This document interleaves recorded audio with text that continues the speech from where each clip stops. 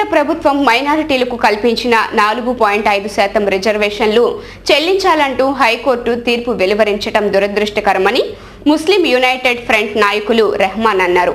ఉత్తరప్రదేశ్ ఎన్నికల దృష్ట్యా హడావుడిగా కేంద్రం ఈ జీవోను ప్రవేశపెట్టిందని ఆరోపించారు. జీవోకు సంబంధించి ఉత్తర్వులు అమలుపరచడంలో కేంద్రం విఫలమైందని వాపోయారు.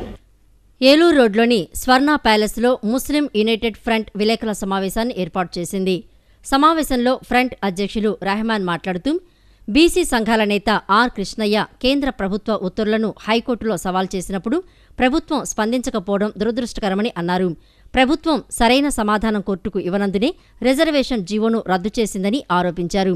ఎన్నికల సమయంలో ముస్లింలను ప్రలోభపెట్టేందుకు ప్రభుత్వం అర్ధాంతరంగా జీవోలు విడుదల చేసిందని, అందువల్లనే హైకోర్టు జీవోలు విడుదల చేస్తూ ఉత్తర్వులు జారీ చేసిందన్నారు. ఇకనైనా ప్రభుత్వం చిత్తశుద్దితో వ్యవహరించి మైనారిటీలకు 4.5% రిజర్వేషన్ అమలు అయ్యేలా చర్యలు తీసుకోవాలని డిమాండ్ చేశారు.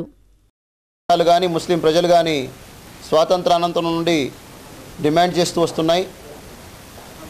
ఈరోజు కేంద్ర ప్రభుత్వం ఒక సబ్ కోటా యూపీ ఎలక్షన్ని దృష్టిలో పెట్టుకొని 4.5% సబ్ కోటా ఇవ్వడం, అది హైకోర్టు కొట్టివేయడం జరిగింది. హైకోర్టు కొట్టివేయడానికి గల కారణాల్లో ముఖ్యమైన కారణం ఏంటంటే కేంద్ర ప్రభుత్వం నుండి సరైన స్పందన లేకపోవడం. అటార్నీ జనరల్ రాకుండా అసిస్టెంట్ సొలిసిటర్ జనరల్ వచ్చారు.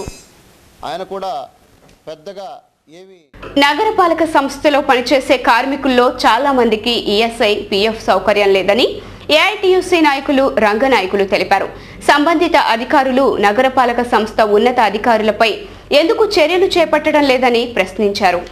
కాళేశ్వరరావు మార్కెట్లోని ఏఐటీయూసీ కార్యాలయంలో ఏర్పాటు చేసిన విలేకరుల సమావేశంలో ఏఐటీయూసీ నాయకులు ఎస్ రంగనాయకులు మాట్లాడుతూ నగరపాలక సంస్థలో వందలాది మంది కాంట్రాక్టు కార్మికులు పనిచేస్తున్నారని తెలిపారు. కార్మికుల్లో చాలా మందికి ఈఎస్ఐ, పీఎఫ్ సౌకర్యం లేదన్నారు. కార్మికుల పట్ల అధికారులు నిర్లక్ష్య వైఖరి అవలంబిస్తున్నారని విమర్శించారు.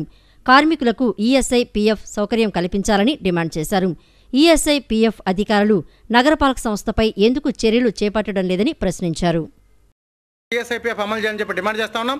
ఇప్పటికైనా ఈఎస్ఐ అధికారులు, పీఎఫ్ అధికారులు, కార్మిక శాఖ అధికారులు ముగ్గురు కలిపి విజయవాడ కార్పొరేషన్లో కొన్ని విభాగాల్లో ఇప్పటికే ఈఎస్ఐపీఎఫ్ అమలు జరిగిన విభాగాల మీద ఎంక్వైరీ చేసి విచారణ జరిపించే వారందరికీ తక్షణం ఈఎస్ఐపీఎఫ్ అమలు చేయాలని చెప్పి డిమాండ్ చేస్తా ఉన్నాం.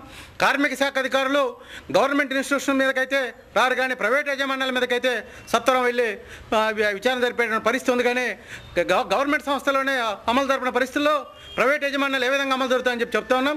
కాబట్టి ఇప్పటికైనా అధికారులు గుర్తిరిగి గవర్నమెంట్ యాజమాన్యాల మీద ఈఎస్ఐపీఎఫ్ తక్షణం అమలు చేపించే ఉద్యోగ కార్మికులందరినీ భద్రత. ఇప్పుడు కాసేపు ప్రకటనలు.